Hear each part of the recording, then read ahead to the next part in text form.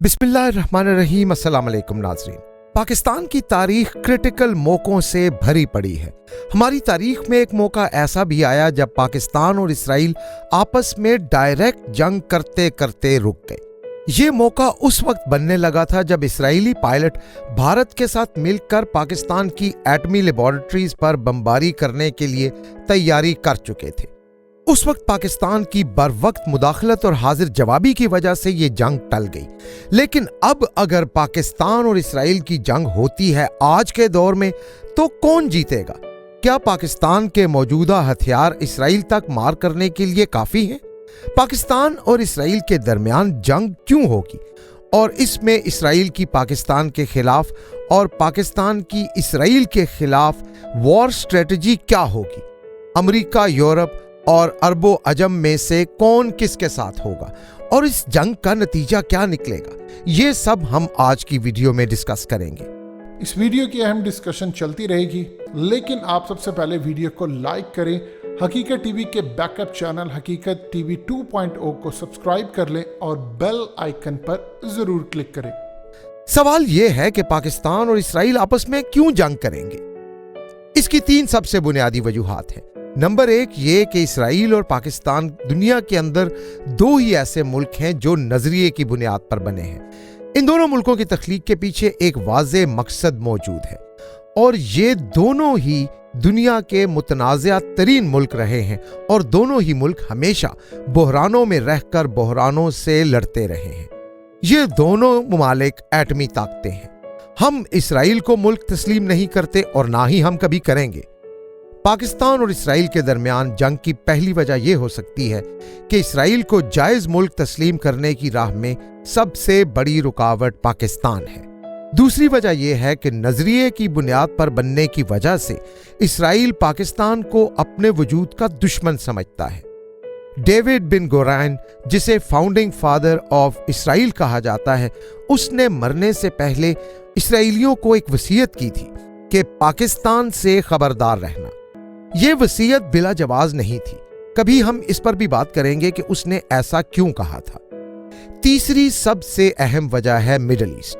Middle east में अब तक पाकिस्तान और इसराइल आपस में आमने सामने नहीं हुए और जिस दिन भी दोनों ममालिक के मफादात मिडिल ईस्ट में एक दूसरे से टकराएंगे तब तो यकीनी जंग होगी। बहरहाल ये 3 वजूहात ऐसी हैं जिनकी वजह से पाकिस्तान और इसराइल की मुस्तकबिल में जंग हो भी सकती है।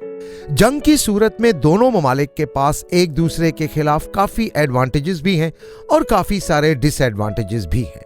कहीं आपको इसराइल पाकिस्तान से आगे बढ़ता हुआ दिखाई देता है तो कहीं आपको पाकिस्तान इसराइल से कई मामलों में 1000 गुना बेहतर नजर आता है।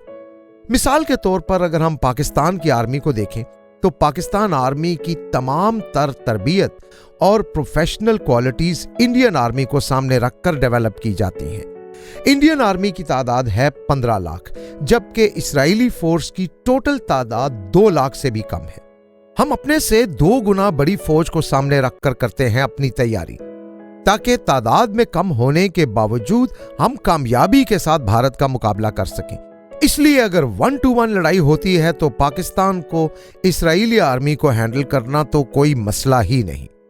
अगर टेक्नोलॉजी के मैदान में देखा जाए तो इसराइल की फौज और इसराइल बिलाशुबा दुनिया में सबसे बेहतरीन टेक्नोलॉजी रखते हैं। आप इसी बात से अंदाजा लगा लें कि मुल्क की आबादी के लिहाज से इसराइल में साइंसदानों का तनासुब दुनिया में सबसे ज्यादा है। इसराइल दुनिया का वाहिद मुल्क है जहां से नोबेल इनाम के लिए नामजद होने वाले साइंसदानों की तादाद एक लंबे अरसे तक टॉप 10 रही है। इसराइल दुनिया का वाहिद मुल्क है जिसके साइंसदान दुनिया के सबसे ज्यादा ममालिक में खिदमत सरंजाम देते हैं। और तो और आप इससे अंदाजा कर लें कि इसराइल के बनाए हुए iron dome missile defence system को अमेरिका के डिफेंस एक्सपर्ट्स कई मामलात में अमेरिकी पैट्रियट मिसाइल डिफेंस सिस्टम से भी बेहतर करार देते हैं। लिहाजा इस बात में तो कोई शुबा नहीं है कि इसराइल टेक्नोलॉजी के मुकाबले में पाकिस्तान से बहुत आगे खड़ा है। इसराइल ने माजी में ईरान का पूरा एटमी प्रोग्राम अमेरिका के साथ मिलकर बगैर ईरान पर हमला किए तबाह कर दिया था। اس سے اندازہ ہوتا ہے کہ اگر پاکستان کے ساتھ جنگ ہوتی ہے تو اسرائیل کی سب سے پہلی اور سب سے خطرناک اسٹریٹجی پاکستان کے خلاف سائبر اٹیک اور جیمنگ ٹیکنیکس ہوں گی۔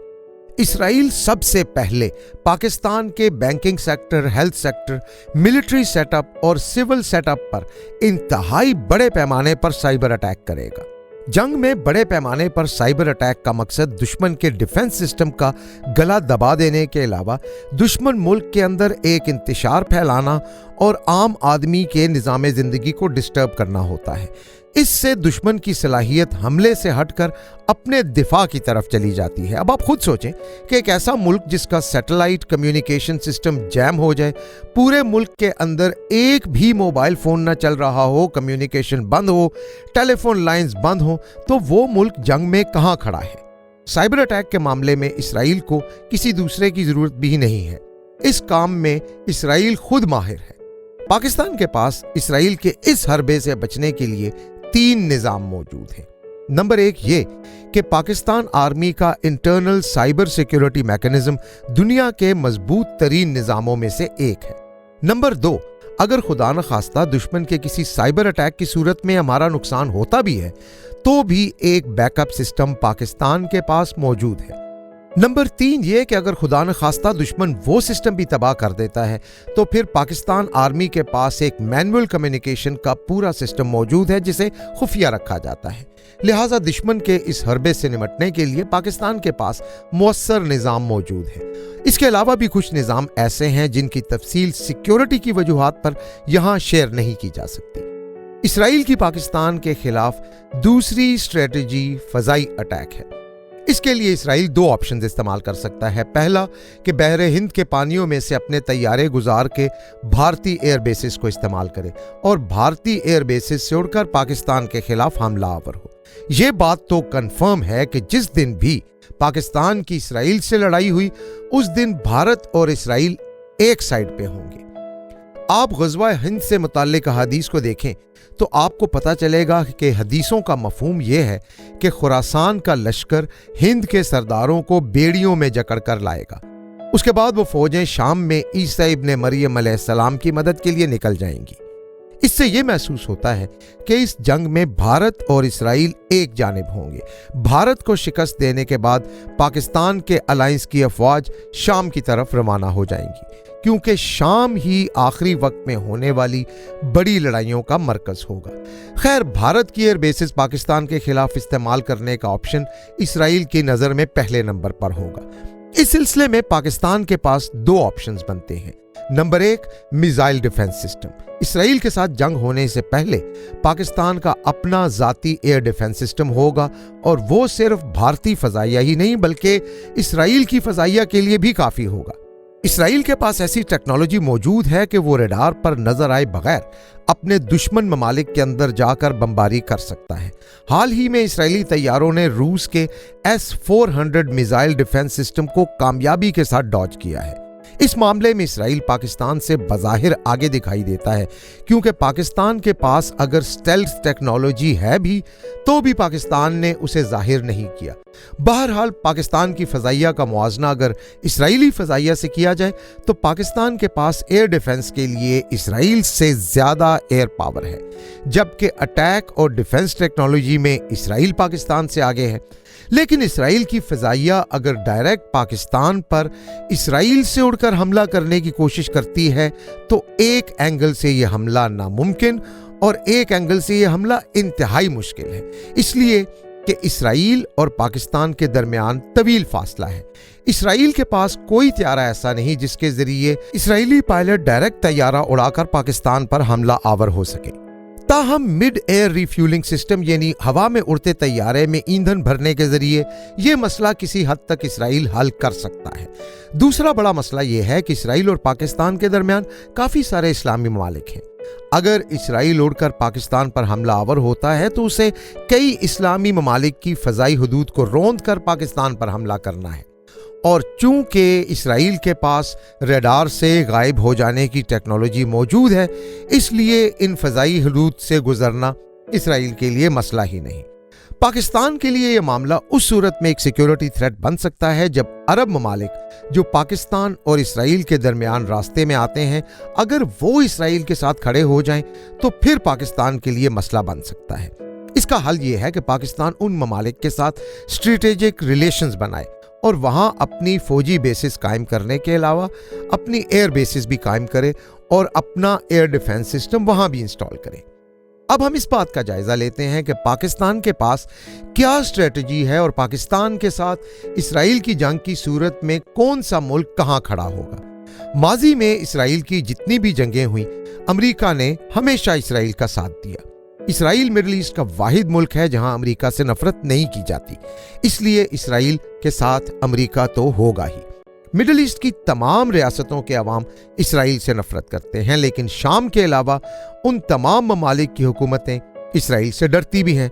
इसलिए पाकिस्तान के साथ जंग की सूरत में पाकिस्तान शाम की एयर बेसेस इसराइल के खिलाफ इस्तेमाल कर सकता है। 5 किस्म के एयर डिफेंसेस होने की वजह से इसराइल का एयर डिफेंस सिस्टम दुनिया में सबसे मजबूत है। लेकिन फजाई हमले की सूरत में पाकिस्तान फलस्तीन की मज़ाहमती तहरीक वाली टेक्निक अपनाएगा, यानी इसराइल पर हजारों रॉकेट बैक वक्त मारेगा और उनका एयर डिफेंस सिस्टम इतना बिजी हो जाएगा कि पाकिस्तानी एयरफोर्स शाम से उड़कर इंतहाई आराम से इसराइल पर हमला कर सकती है। और ये एक फैक्ट है कि फलस्तीन की मज़ाहमती तहरीक ने जब इसराइल पर रॉकेट मारे थे तो उनकी तादाद इतनी ज्यादा थी कि इसराइल के तमाम एयर डिफेंस सिस्टम बैक वक्त जवाब दे गए थे। सो पाकिस्तान यकीनी तौर पर इसी स्ट्रेटजी को इस्तेमाल करेगा। खारजा ताल्लुकात की सतह पर देखा जाए तो इसराइल के साथ पूरा यूरोप, पूरा बरतानिया, भारत और अमेरिका होंगे, जबकि सऊदी अरब और दुबई के 50-50 चांसेस हैं। इसलिए कि अगर सऊदी अरब और दुबई इसराइल का साथ देंगे तो फिर ईरान पाकिस्तान के साथ हो जाएगा और ये जंग बहुत बड़े पैमाने पर एक आलमगीर जंग जैसी हो जाएगी। लेकिन चूंकि फ़लस्तीन के लिए अरबों ने कभी कोई मुसल्लह जिद्दोजहद नहीं की, इसलिए पाकिस्तान के लिए भी सऊदिया इसराइल के साथ जंग नहीं करेगा। दूसरी जानिब पाकिस्तान के साथ चीन होगा, तुर्की होगा और शाम होगा। अमेरिका अगर खुलकर इसराइल का साथ देगा तो रूस भी खुलकर पाकिस्तान के साथ होगा। इस जंग का मरकज फैला तो फिर इसराइल से फैलकर मिडिल ईस्ट तक जाएगा, क्योंकि शामी एयरफोर्स पाकिस्तान की एयरफोर्स का साथ दे रही होगी, जबकि अफगान तालिबान इस जंग में पाकिस्तान की जानिब से फ्रंट लाइन के फाइटर हो सकते हैं अगर जंग जमीन पर 1-1 हुई तो। पाकिस्तान के शाहीन 3 मिसाइल की रेंज में इसराइल का काफ़ी रकबा आता है, लेकिन चूंकि इसराइल का एयर डिफेंस दुनिया का सबसे मजबूत एयर डिफेंस है, इसलिए पाकिस्तान एयर डिफेंस को नाकारा किए बगैर वहां अपना शाहीन 3 मिसाइल ज़ाया नहीं करेगा। इसके अलावा वहां बैतुल मुकद्दस भी है, तो पाकिस्तान वहां कोई मिसाइल फायर नहीं करेगा, क्योंकि पूरी दुनिया ऐसा करने की वजह से पाकिस्तान के खिलाफ हो जाएगी। पाकिस्तान फजाई बमबारी के मामले में सिर्फ इसराइल के फौजी हेडक्वार्टर्स पर ही बमबारी करेगा, क्योंकि इसराइल ने फलस्तीन के जिस हिस्से पर कब्जा कर रखा है वहां मुसलमान आबादियां भी हैं और मुसलमानों की इबादत गाहें भी। इसके अलावा फलस्तीन वो जगह है जो मुसलमानों के लिए मुकद्दस है और यहूदियों के अलावा ईसाइयों के लिए भी मुकद्दस है। इस जंग का फैसला इंशाअल्लाह पाकिस्तान के हक में होना है। इसकी वजह यह है कि पाकिस्तान के खिलाफ जैसे ही भारत इसराइल के साथ खड़ा होगा, चीन फौरी तौर पर भारत को एंगेज कर देगा और उसके बाद इसराइल को अपने मुल्क से दूर इस खित्ते में फंस जाना पड़ेगा। पर्शियन गल्फ और बहरीन के पानियों में अगर अमेरिका अपने बहरी बेड़े लेकर मदद को आने की कोशिश करेगा तो चीन और रूस एक साथ बहरे हिंद में अमेरिका के सामने आ जाएंगे। सो इसराइल को खुद अकेले ही मैनेज करना पड़ेगा। इसके अलावा इस इलाके के एयर डेमोग्राफिक्स पाकिस्तानी फौज इसराइल से बेहतर जानती है, लिहाजा वाज़े है कि इसराइल बुरी तरह मार खाएगा।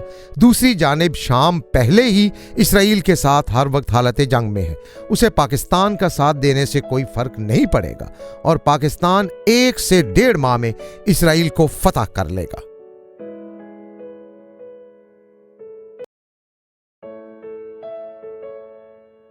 हकीकत टीवी के बैकअप चैनल हकीकत टीवी 2.0 को सब्सक्राइब करना मत भूलिए। वीडियो को लाइक करें, शेयर करें और कमेंट सेक्शन में अपनी राय का इजहार जरूर करें।